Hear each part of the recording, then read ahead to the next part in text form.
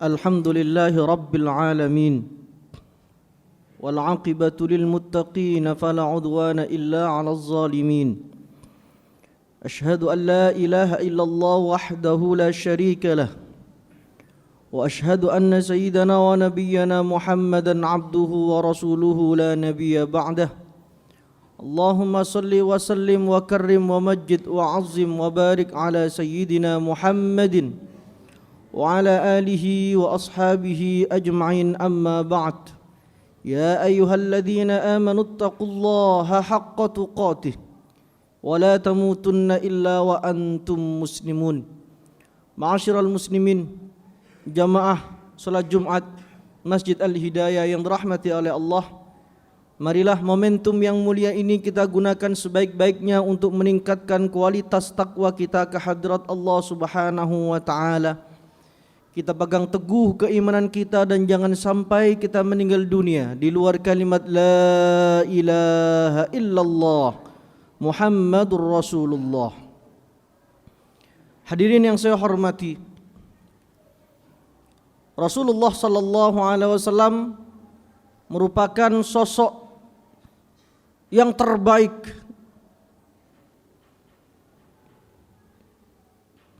yang kemudian disenandungkan oleh Al-Imam Muhammad Al-Busiri bahwasanya Rasulullah khairu khalqillahi kullihim, makhluk Allah terbaik.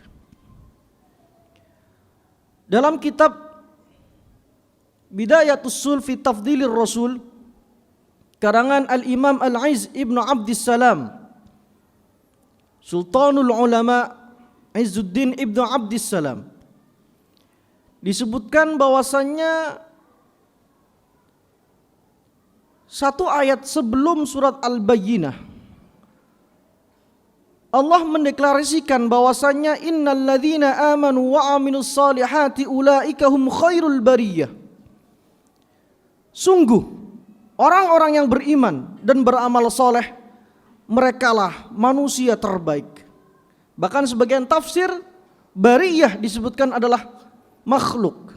Orang-orang yang beriman dan beramal soleh adalah makhluk yang terbaik. Lalu di antara orang yang beriman dan beramal soleh, siapa yang paling beriman dan siapa yang paling banyak amal solehnya? Yaitu Rasulullah sallallahu alaihi wasallam. Sehingga tidak berlebihan ketika Al-Imam Al-Busiri menyebut Rasulullah sallallahu alaihi wasallam sebagai khairu khalqillahi kullihim, makhluk yang terbaik. Dan di dalam Al-Quran juga, ma'asyiral muslimin yang dirahmati oleh Allah, kemuliaan Rasulullah sallallahu alaihi wasallam lagi-lagi dideklarasikan oleh Allah Subhanahu wa taala dalam surat Al-Insyirah ayat 4. Wa rafa'na laka dzikrak, dan telah kami tinggikan, muliakan penyebutanmu wahai Nabi Muhammad. Allah memuliakan, Allah meninggikan penyebutan Nabi Muhammad sallallahu alaihi wasallam dengan apa? Dengan dua macam. Yang pertama, Allah selalu sertakan namanya dengan Nabi Muhammad sallallahu alaihi wasallam. Ketika nama Allah disebut, pasti nama Nabi Muhammad sallallahu alaihi wasallam juga disebut. Misalnya dalam kalimat syahadat, asyhadu an la ilaha illallah wa asyhadu anna Muhammadan Rasulullah. Nama Nabi Muhammad disebut bebarengan dengan nama Allah Subhanahu wa taala. Dalam Maulid Ad-Dibai disebutkan wa qarana asmahu ma'asmihi tambihan ala uluwi maqami. Allah sertakan bersama nama Allah itu nama Nabi Muhammad sallallahu alaihi wasallam untuk mengumumkan bahwasannya uluwi maqami, kedudukan Nabi Muhammad sangatlah tinggi. Wa may yuti'illaha war rasul, orang yang mentaati Allah dan Rasul. Siapa itu? Nabi Muhammad sallallahu alaihi wasallam. Azan, nama Allah dikumandangkan, lalu nama Rasulullah sallallahu alaihi wasallam. dengan dua kalimat syahadat tadi. Salat kita tidak akan sah apabila kita tidak menyebut nama Nabi Muhammad sallallahu alaihi wasallam. Khutbah Jumat ini tidak akan sah apabila tidak bersolawat menyebut nama Nabi Muhammad sallallahu alaihi wasallam. Sehingga para ulama kita, para kiai kita, para habaib kita menyertakan nama Nabi Muhammad dengan nama Allah di musola-musola, di masjid-masjid. Nama Allah berdampingan dengan nama Nabi Muhammad sallallahu alaihi wasallam, karena itulah yang diinginkan oleh Allah Subhanahu wa taala. Kemudian yang kedua, wa rafa'na laka dzikrak.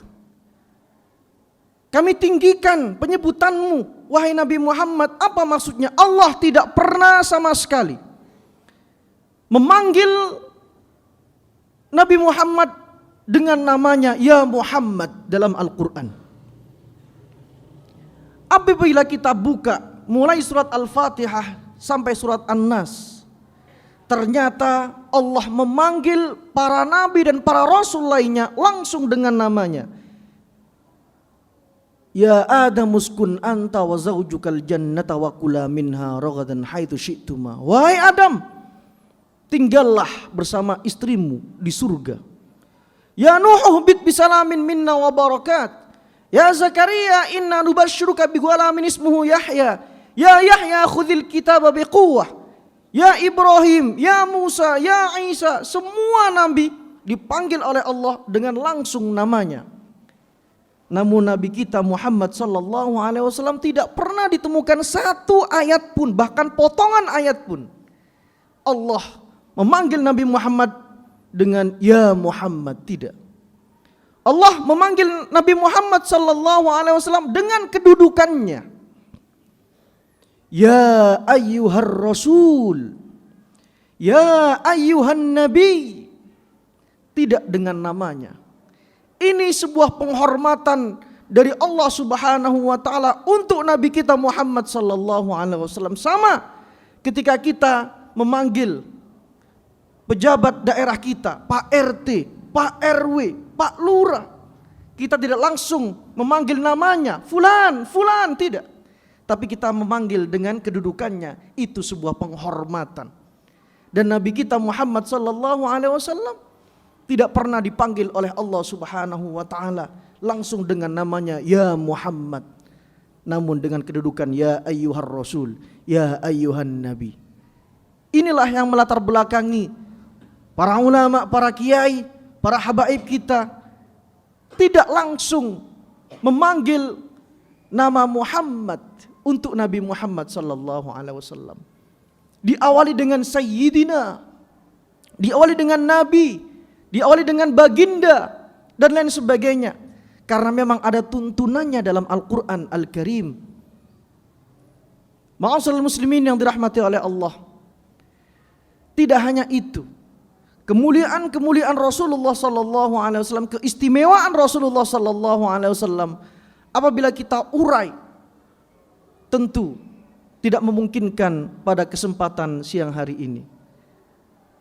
Dalam kitab tersebut, yaitu kitab karangan Sultanul Ulama Al-Imam Izzuddin Ibnu Abdissalam, disebutkan ada 41 keistimewaan Rasulullah sallallahu alaihi wasallam yang tidak dimiliki oleh Rasul dan Nabi yang lainnya. Oleh karenanya barang siapa yang menisbatkan dirinya kepada Rasulullah sallallahu alaihi wasallam, maka dia akan ikut mulia.